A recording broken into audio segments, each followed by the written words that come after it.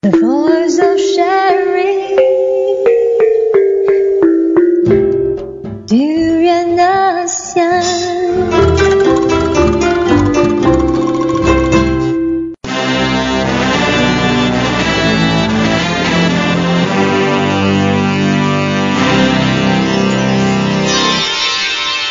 ASEAN Dailies.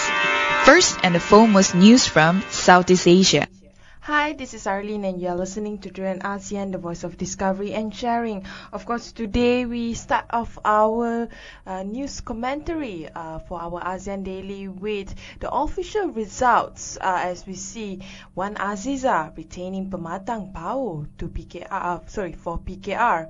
So what does this mean for Barisan Nasional and also for Pakatan Rakyat and of course for PKR and Wan Azizah herself?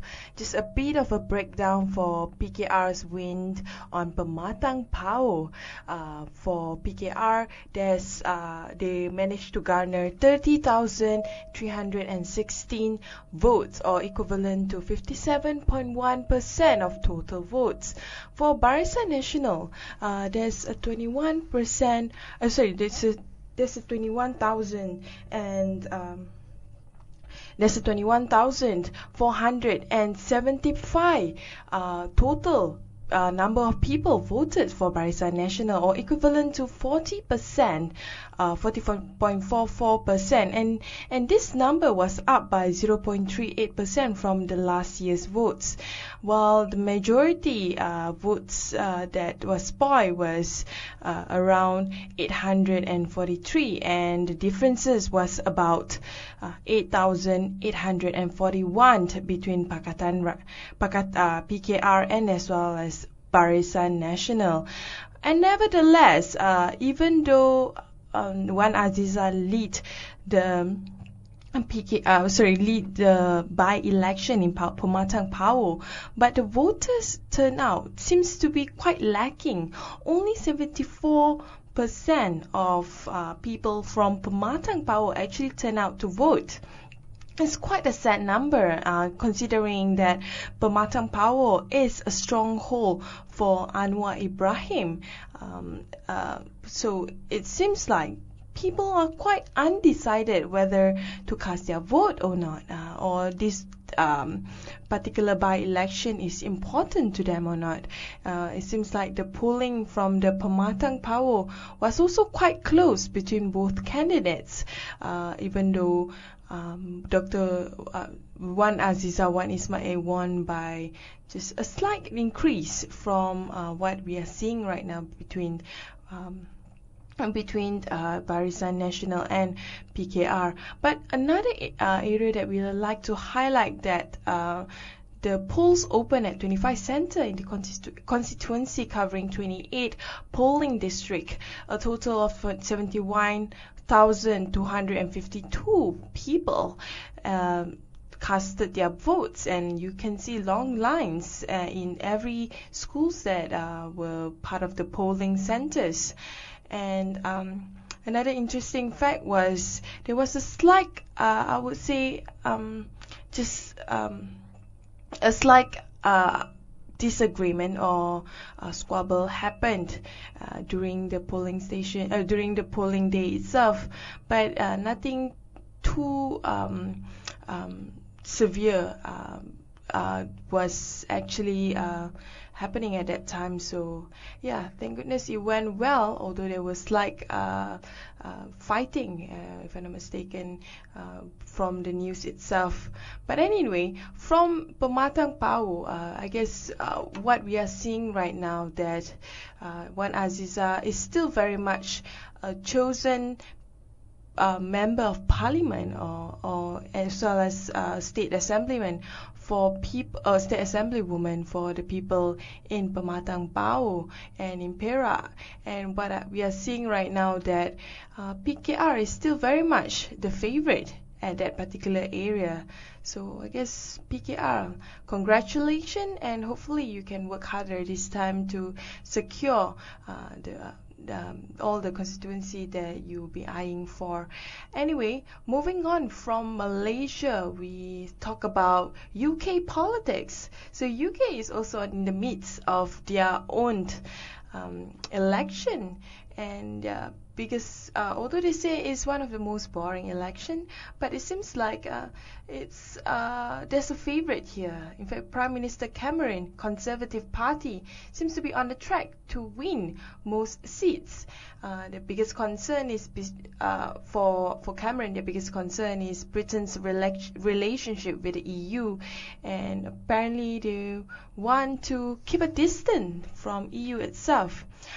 Prime Minister David Cameron's are on course to win most seats in the Parliament, but will be shy away of an outright majority. That means he will just probably get a simple majority. An exit poll show on Thursday after voting closed in a national election.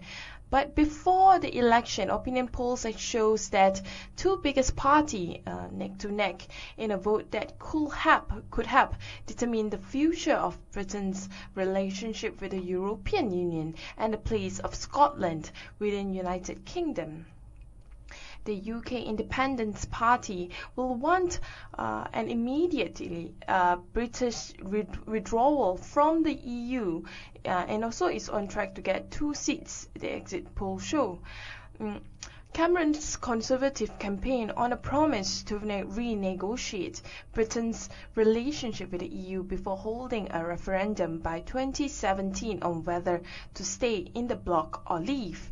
Prime Minister David Cameron's Conservative Party and the Labour Party led by Ed Miliband have been neck and neck for much of the campaign. So I guess he will still be there. He will still be part of Britain's UK Britain's Prime Minister. But on the other hand, we definitely have news from Southeast Asia, and one of the news that we wish to highlight is, of course, about ASEAN. And talking about ASEAN,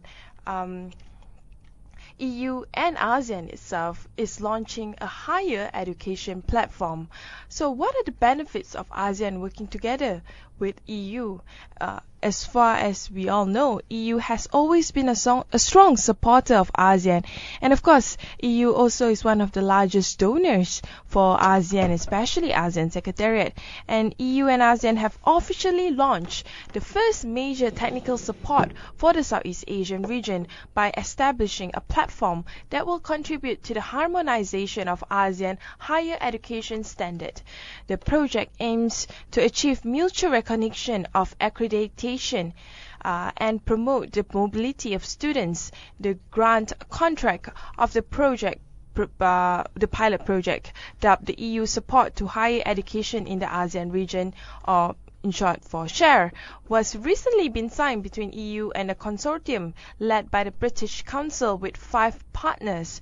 Well, it will run until January 2019. The key idea is to share EU's experience with ASEAN for the improvements of standards and quality of higher education institutions in the ASEAN region, drawing the experience of Bologna process and the establishment of the European higher education area.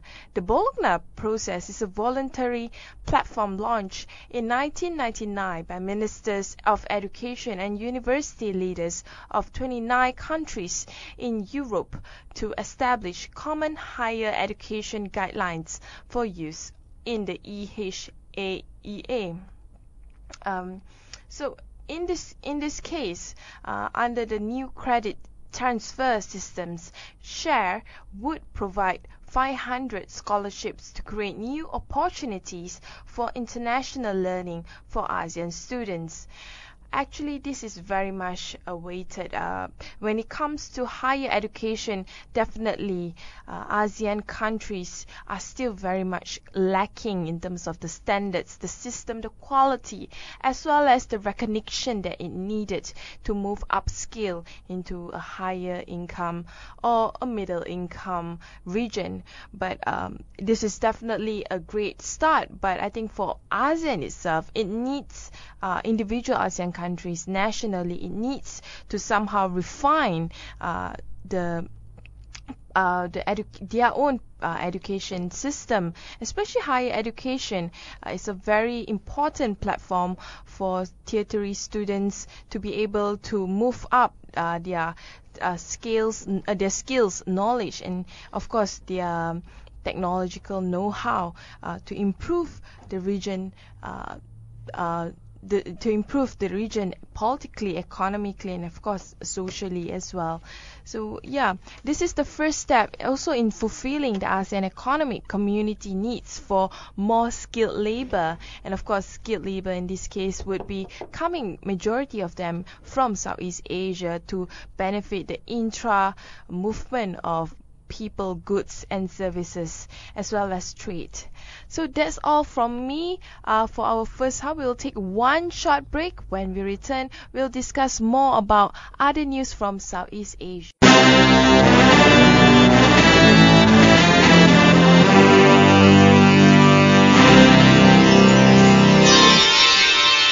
ASEAN Dailies. First and the foremost news from Southeast Asia. Hi. Hello, good morning. Of course, you're still with us at ASEAN Daily, where we discuss news from Southeast Asia. So, from Malaysia and also from Malaysia to UK to EU. But now we are moving on to another news in Southeast Asia, and we are talking about Cambodia. Yes, So- and Cambodia is trying to use ASEAN to arrange or settle this territorial dispute. What kind of territorial disputes that Cambodia have? Well, it could be the only thing we can think of right now is the South China Sea dispute. And then it's according to Cambodia, the territorial disputes must be resolved bilaterally between China and also the states, not between ASEAN and China. I can definitely see China is using Cambodia to influence the decision making in ASEAN, because on one side you have the Philippines and Vietnam, which are much more US inclined in the way it wants to resolve the issue on the South China Sea, which is through the UN process, and also using US as their buffer zone. But then you have countries like Malaysia, Singapore, and the rest who just want to follow the international universal principle, which is to follow the code of conduct as settled between ASEAN and China, because we have to realize that Southeast Asia is, the South China Sea is not just claimed by China, but also claimed by a few other countries within the South China Sea. But for Cambodia, on the other far side, it seems to follow the path or the language of what the Foreign Ministry of China has expressed again and again, which is that they do not want ASEAN, they do not want to deal with ASEAN. They want to deal with the individual country that they have problems with. But then this issue has been going on for a long time, and then it seems like this South China Sea issue has not been resolved in a proper manner. It seems like China is only getting stronger, and then other countries are just sort of accepting it, but at the same time they are trying to go against the China with the help of ASEAN. And then personally I see there's no problem with coping up with the ASEAN level, ASEAN standard to come up with a resolution for South China Sea. But if Cambodia stands on the China side and the Philippines and the Vietnam is working with closely with the USA, and then they are going to the other part, it will only be separated, and ASEAN can never be come together to come up with a resolution for certain issues like South China Sea. This is the biggest problem of Malaysia, China, and a few other countries that are involved in the South China Sea dispute, because it seems to be the kind of issue that would definitely break down ASEAN and strain the relationship between China and ASEAN. In Malaysia itself, even though South China Sea has very little relevance other than a few islands or islets that we claim, but Malaysia is very much concerned about this, being the chairman of this year's ASEAN Summit. I think we all were aware that Prime Minister Najib Razak has been making I would say, voices on the negotiation to negotiate peacefully based on international law, including the UN Convention of the Law of the Sea, or UNCLOS, UNCLOS. And also at the other end, you also are looking at Song Rachavi, Foreign Affairs Ministry Secretary of State in charge of ASEAN affairs, are also saying that they do not support any attempt by some ASEAN countries to use ASEAN to settle the territorial disputes, because ASEAN is not a legal or judicial body. There's a lot of differences in opinion in terms of how we're supposed to address the issue. Of course, the most important part is to not strain any relationship.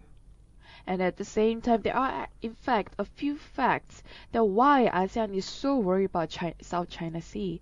And then the few points from just the reason is the Philippines and US, they hold largest drills near these islands. So more than the 11,500 American and Filipino troops held their largest exercises near South China Sea. And then they're also simulating an amphibious attack to retake this island.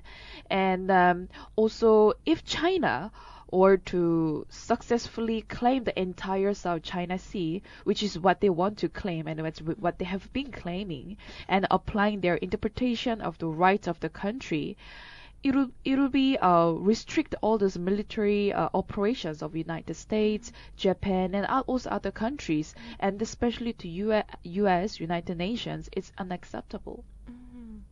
So what are the key issue here in terms of why South China Sea is such a contested area? I mean, it's just a few islets, just like the Pulau Batu Putih between Malaysia and Singapore a couple of years ago. It's just a few islets, but no, it's not just a few islets. There's some geopolitical interest here that people need to know. And of course, China's islands construction has been captured on satellite. They have been building even a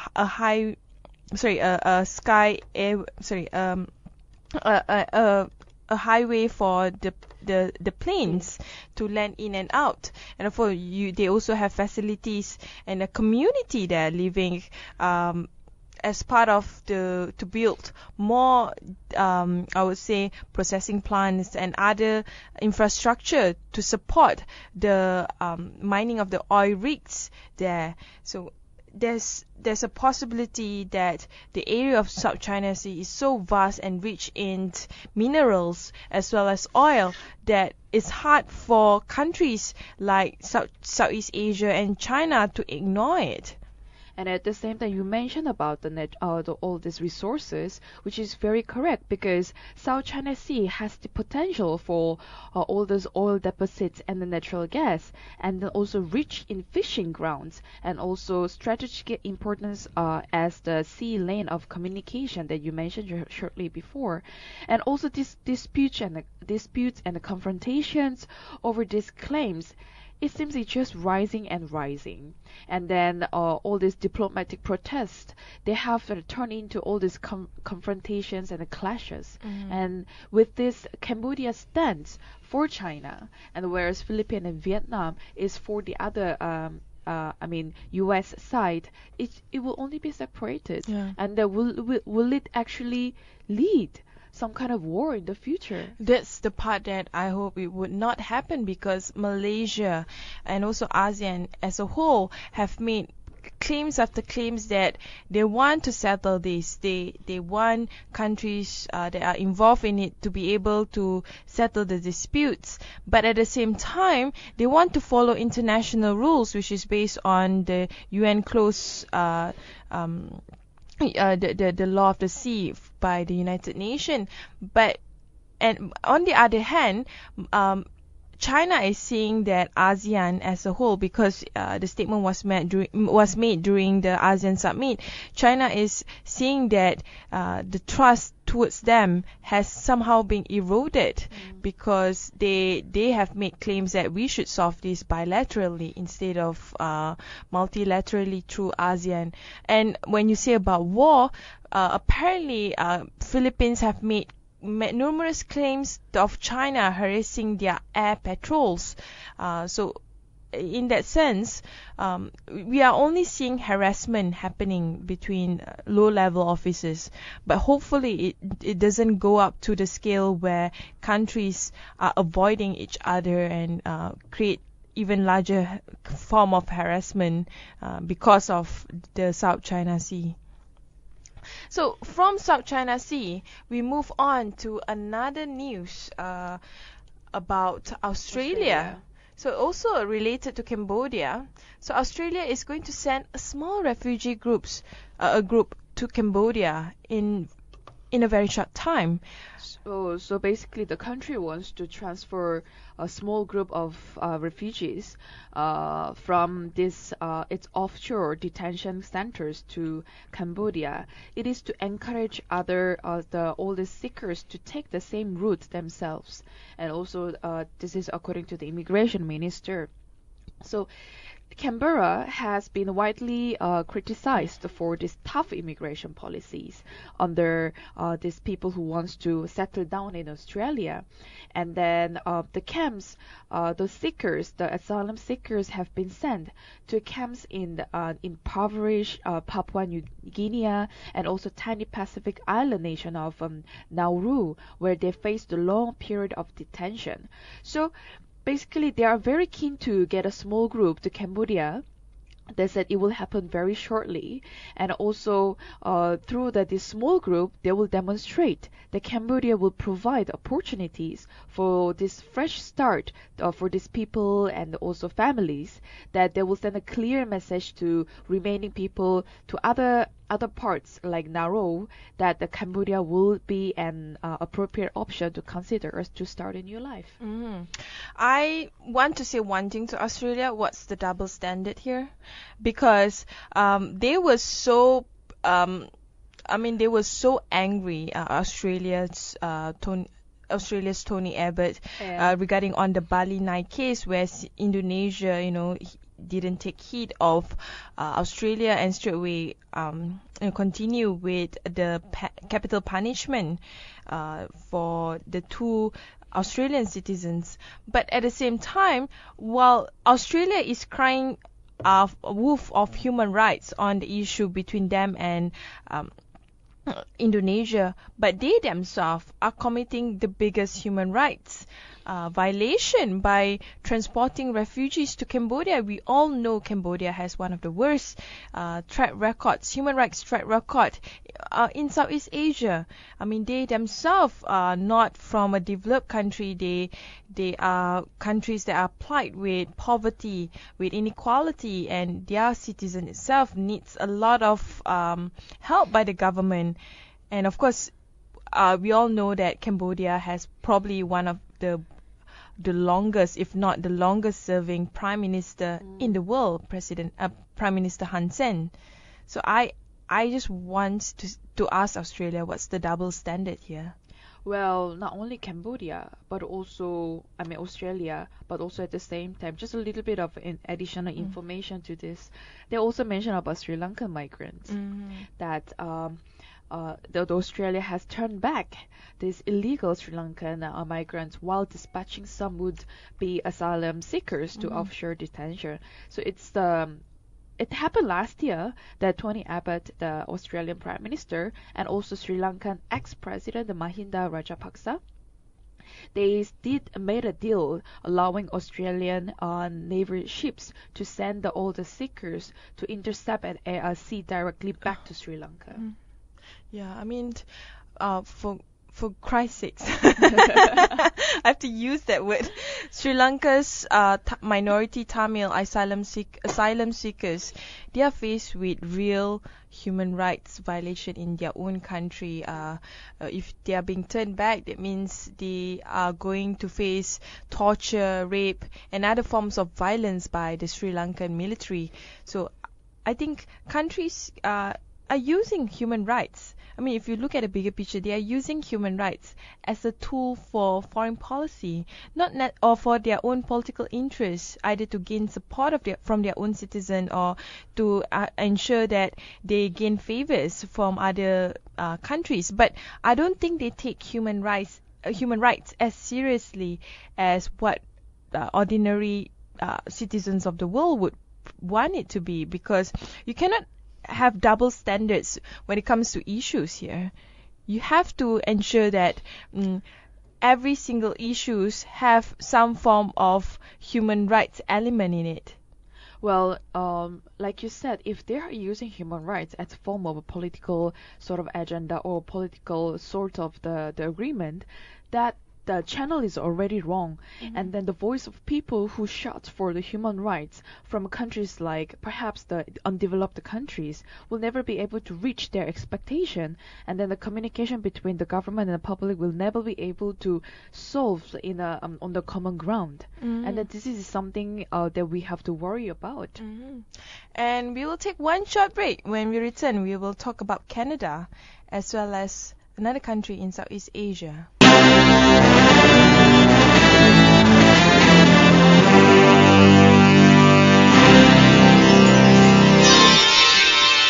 ASEAN Dailies.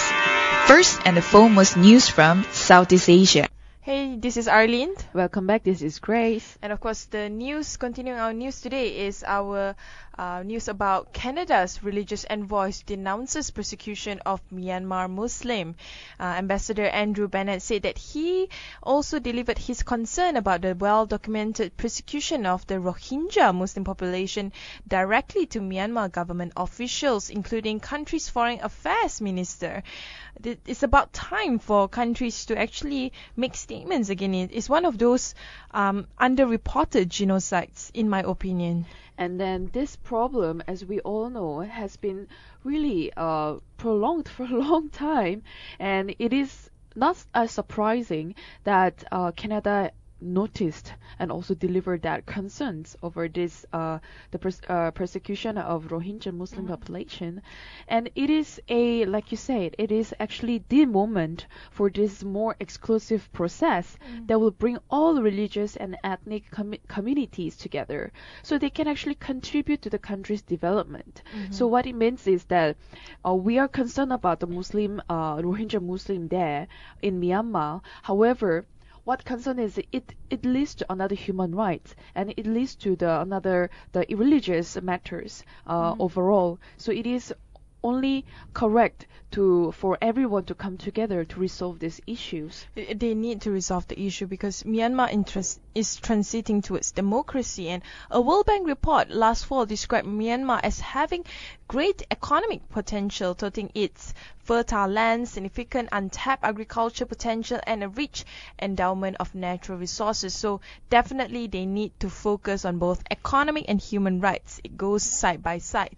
Talking about economics, Myanmar is going to approve Dawei road project. Believe it or not.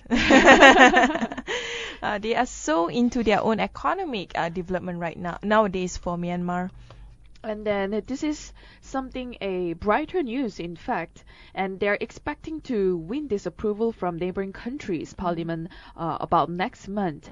And NEDA President Nerwin Sinsiri said the Thai government had agreed to support this 138-kilometer road to the tune of 4 million baht, with the interest rate still under consideration, of course. But the one thing it is like I mentioned, that is brighter news, is that Myanmar, the transition from military group and also to democratic government system, they have been opened the doors to invest in welcoming the investment and also to develop the countries even more. And just to give a bit of a background about the road, is a road linking Kanchanaburi with Dawei. So it seems like it's a good infrastructure development for Myanmar, especially it wants to develop its heavy industry, manufacturing and export-based products. So I said that way to go Myanmar, but don't don't forget to address your human rights issue, especially with the Rohingya Muslim. I think if you look at it in the economic perspective, it will not be a good thing for Myanmar to keep a blind eye on its human rights violation. Anyway, that's all from us today. Keep us up to date via our website, DurianASEAN.com, as well as you can listen to our podcast at YouTube, and you can always listen to us via your mobile at TuneIn app, right? Yeah, Still TuneIn very app. much. We still haven't launch our latest app, but yeah, you can listen via TuneIn app by search for DurianASEAN. And also don't forget to follow our updates from DurianASEAN via Facebook, Twitter, and Instagram. So all the small minor details that what we have been doing, you can actually check us out from our social channels. That's all, and of course, you follow up with us on Anything Can Happen Friday today.